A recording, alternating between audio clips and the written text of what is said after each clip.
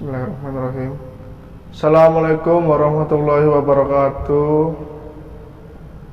Innal hamdalillah nahmaduhu wa nasta'inuhu wa nastaghfiruhu wa na'udzu billahi min syururi anfusina wa min sayyiati a'malina may yahdihillahu fala mudhillalah wa man yudlilhu fala hadiyalah.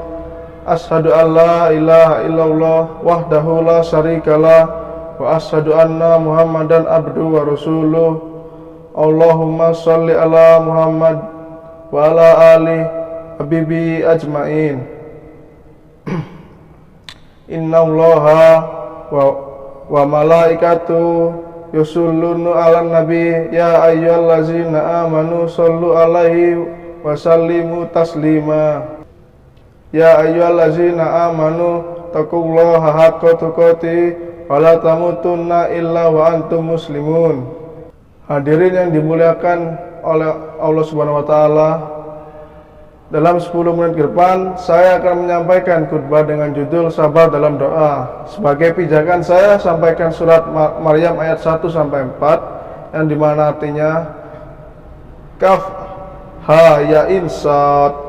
Penjelasan tentang rahmat Tuhanmu pada hambanya Zakaria, yaitu tatkala ia berdoa kepada Tuhannya dengan suara yang lembut, yaitu Zakaria berkata, "Wahai Tuhanku, sungguh tulangku telah lemah dan kepalaku bersinar dengan uban, dan aku belum pernah kecewa dalam berdoa kepadamu, wahai Tuhanku." Ayat-ayat ini bercerita tentang doa Nabi Zakaria alaihissalam, salah satu nabi dari Bani Israel. Ayat ini dimulai dengan kaf haya ain sod, yaitu kumpulan huruf yang tidak punya arti.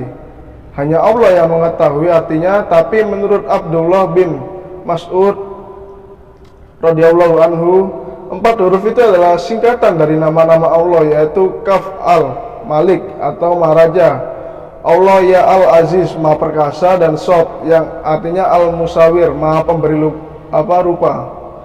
Ibnu Abbas radhiyallahu anhu juga mengatakan yang hampir sama.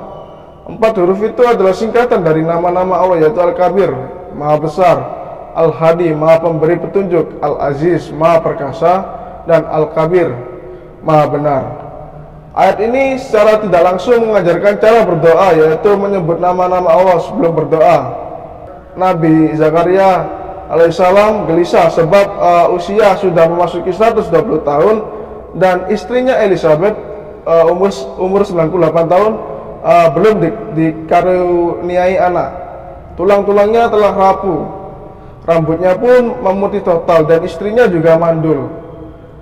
Zakaria berdoa kepada Allah dengan lembut dan memohon untuk diberi keturunan seorang laki-laki penerus risalah kenabian, sebab dalam keluarga besarnya tak ada yang pantas menjadi penerus. Mengapa ia berdoa dengan suara lembut? Sebab etika berdoa memang demikian. Suara lembut juga dimaksudkan agar tidak ditertawai orang. Tidaklah pantas lansia 120 tahun dengan istri mandul tua itu untuk meminta keturunan. Zakaria tetap berdoa sebab ia terinspirasi keajaiban Maryam yang diasuhnya bisa melahirkan anak tanpa suami. Maryam bisa melahirkan anak dengan kun fayakun, Allah tanpa seorang suami. Zakaria bersumpah tak pernah dan tak akan kecewa dengan apapun jawaban Allah atas doa-doanya. Sebab Zakaria adalah seorang hamba, dan hamba hanya boleh memohon, tidak boleh memaksa. Seorang hamba harus tunduk kepada kehendak Allah, bukan sebaliknya menundukkan Allah dengan kehendaknya. Hadirin sidang Jumat yang saya muliakan, ternyata Allah benar-benar mengabulkan doa Zakaria ketika ia sedang sholat dalam mihrab, tempat yang dibangun khusus untuk ibadah. Malaikat memberitahunya bahwa Allah akan memberi keturunan laki-laki yang bernama Yahya. Peristiwa ini juga petunjuk secara tidak langsung bahwa berdoa yang paling makbul adalah ketika sholat, dan malaikat juga amat suka mendekati orang yang sedang sholat. Hadirin, bersabarlah dalam menunggu jawaban doa. Nabi Zakaria baru diberi keturunan setelah melewati usia 120 tahun. Nabi Musa alaihissalam jika terus berdoa tanpa henti untuk kehancuran Fir'aun dan penguasa zalim itu, baru tenggelam di laut secara mengenaskan 40 tahun sesudahnya.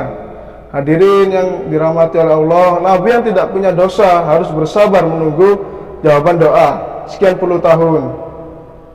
Maka pantaslah bagi kita yang banyak dosa untuk lebih lama bersabar menunggu jawaban doa. Hadirin yang dimuliakan oleh Allah, ketika Dr. Jalaluddin Rahmat meninggal dunia karena COVID-19 bersama istrinya tahun 2021, saya sempatkan membaca buku karyanya yang berjudul Doa dan Kebahagiaan, ya, agar ada tambahan pahala untuk beliau di alam sana. Dalam buku itu terdapat kisah yang amat menarik. Ada dua raja, yang satu zalim dan yang lainnya itu saleh.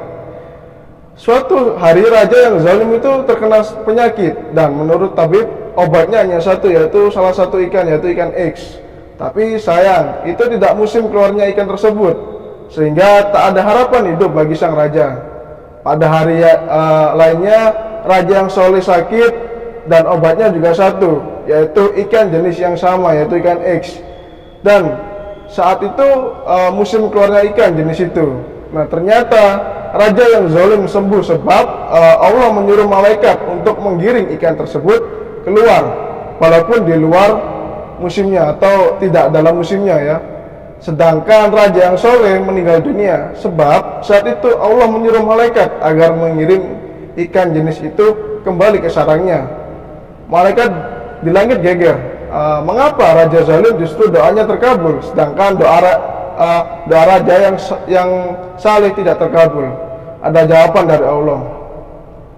Raja yang zalim memiliki sedikit kebaikan, maka Allah memberi kesembuhan sebagai bonus atau kebaikannya itu, sehingga ketika mati kelak sudah tinggal dosanya yang dibawa. Sebaliknya juga raja yang soleh punya sedikit dosa, maka Allah memberi musibah, doanya tak terkabul dan meninggal dunia agar dosanya habis, dan ketika meninggal ia hanya membawa kebaikan tanpa dosa sama sekali. Hadirin, bisa juga orang yang banyak berdosa segera dikabulkan doanya sebab Allah tidak senang mendengar rintihannya. Sedangkan untuk orang yang soleh, Allah tidak mengabulkan doanya agar terus berdoa, sebab Allah amat senang mendengar suara orang yang dicintainya. Aqulu qouli hadza wastaghfirullahu innahu huwal ghafurur rahim.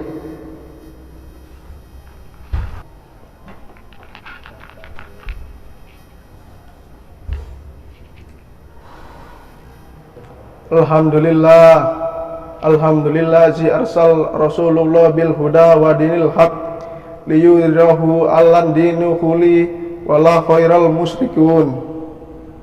Asyhadu an la ilaha illallah wa asyhadu anna Muhammadan abduhu wa rasuluh. Allahumma sholli ala Muhammad wa ala ali wa sahbihi ajmain. Alhamdulillahirabbil alamin. Allahumma ighfir lil mu'minina wal mu'minat wal muslimina wal muslimat al ahya'i minhum wal amwat innaka sami'un qaribun ibu da'wat. Rabbana zalamna anfusana wa illam taghfir lana wa tarhamna lanakunanna minal khosirin. Rabbana atina fid dunya hasanah wa fil akhirati hasanah wa qina adzabannar. Wa alhamdulillahirabbil alamin. Ibadullah, innallaha ya'muru bil adli wal ihsana wa itazi qurba wa yanha 'anil fahsya'i wal munkar wal baghi ya'idzukum la'allakum tazakkarun. Fadzukurullahu al-azim yadzurkum wasyukuru ala nikmati yazikum walad zikrullahi akbar. Assalamualaikum warahmatullahi wabarakatuh.